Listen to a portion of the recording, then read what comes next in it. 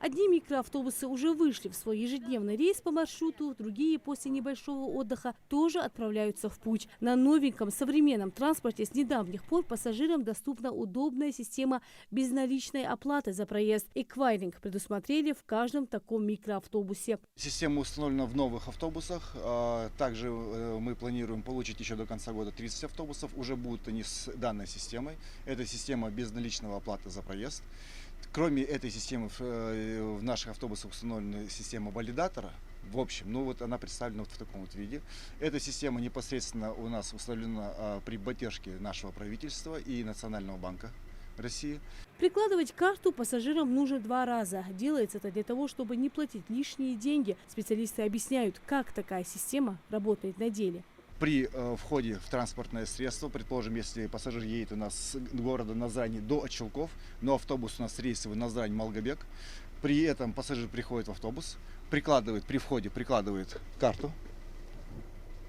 Все, приложили карту, карта считывается. И при выходе, предположим, в селе Очелки, также выходит, прикладывает карту. В этом случае списываются денежные средства исключительно за расстояние Назрань-Очелки, что существенно понижает себестоимость проезда для пассажира. Терминал позволяет удобно расплатиться, экономит время водителя, а также помогает избежать скопления на выходе. Многие пожилые люди переживают, что не смогут воспользоваться картой. Вводить код при оплате не нужно. Система автоматически списывает сумму за проезд. Оплатой безналичными пользуются сегодня жители республики неохотно, а зря, говорят сотрудники Ингуштранспорта. Благодаря российской банковской системе они периодически устанавливают скидки на проезд для жителей республики во все города и сельские поселения. Водитель у нас не отвлекается на выдачу сдачи, не отвлекается на прием денежных средств. Далее мы данной системой существенно останавливаем коррупционную направленность, что касается и водителей, и этих же самых пассажиров. При акции с 1 июля по 30 сентября у нас существенно выросли доходы.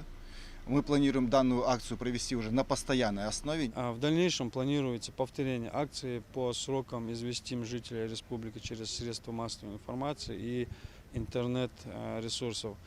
А также будут вывешены объявления в салонах автотранспорта.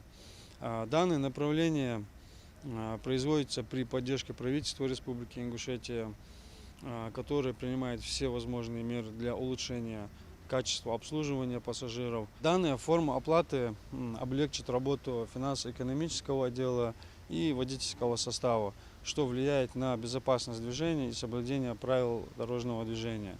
Также оплатить проезд можно с телефона. Для этого следует предварительно добавить данные карты МИР в один из мобильных платежных сервисов. Например, это может специально создано для держателей национальных карт приложение МИР Pay. Скачать его можно через приложение на своем смартфоне. Регистрация в Pay-сервисе займет около минуты, а после загрузки в него карты можно сразу оплачивать поездки со скидкой. В Ингушетии работа по обновлению парка общественного транспорта будет продолжена. До конца этого года в республике поступят дополнительные 30 новых автобусов. Транспорт не только повысит комфорт, но и снизит нагрузку на автопарк. В планах также установить там новые платежные терминалы. Рина Цичоева, Султан Магушков, Магаз 24.